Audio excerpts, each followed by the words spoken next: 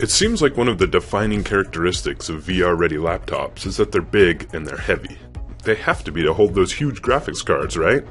Enter the P37, Gigabyte's smaller, lighter VR-ready laptop with the GTX 1070 inside.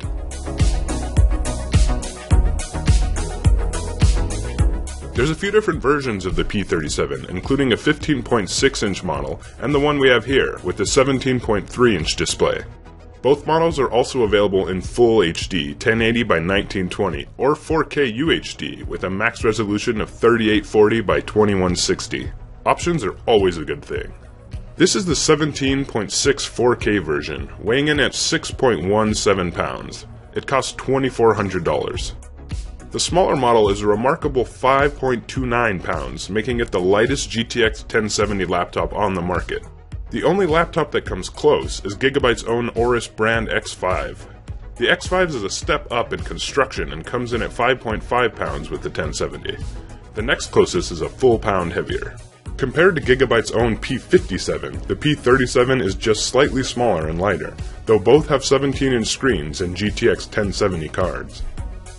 Speaking of packages, let's talk specs.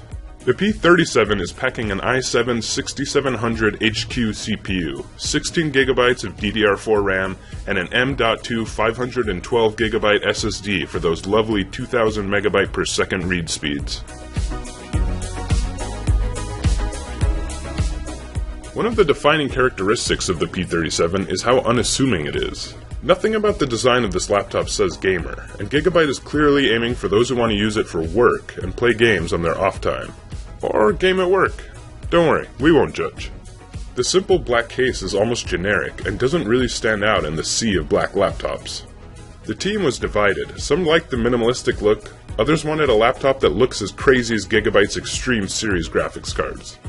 The build quality is solid, and the hinges feel particularly sturdy. The lightweight makes it a great mobile VR system. Even the 6-pound model feels more portable than some of the competition. The 4K screen looks really nice, though high FPS gamers would probably prefer 1080 with high refresh rates than 4K. The keyboard, like the P57, is large and backlit with white LEDs. Like the P57, this laptop uses a swappable ODD HDD slot. We think optical drives should be killed, but Gigabyte continues to include it on almost all of their laptops. Interestingly, you could swap out the optical drive for an SSD cage. That means you have an optical disk drive when you want it, but you can easily replace it with a 2.5-inch SSD or HDD. This is great for doing backups or quickly expanding your storage without having to open the case. We highly recommend you swap out the ODD as soon as possible. Disks are going the way of the dinosaur. SSDs are not. As for the battery, like all high-end gaming laptops, you're going to want to keep your power supply and an outlet close by.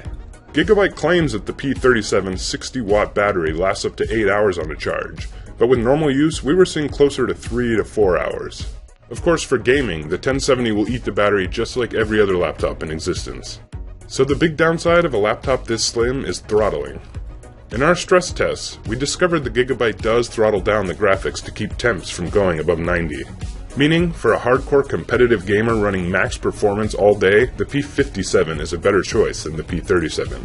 Interestingly, we were not able to get the similar Aorus X5 and X7 with the 1070 to throttle down. They stayed constant even during max performance.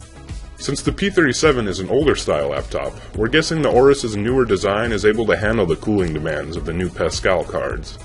Otherwise, the Gigabyte P37 put out some really impressive numbers. Overall, the P37 is a great all-around laptop, though not a perfect gaming laptop.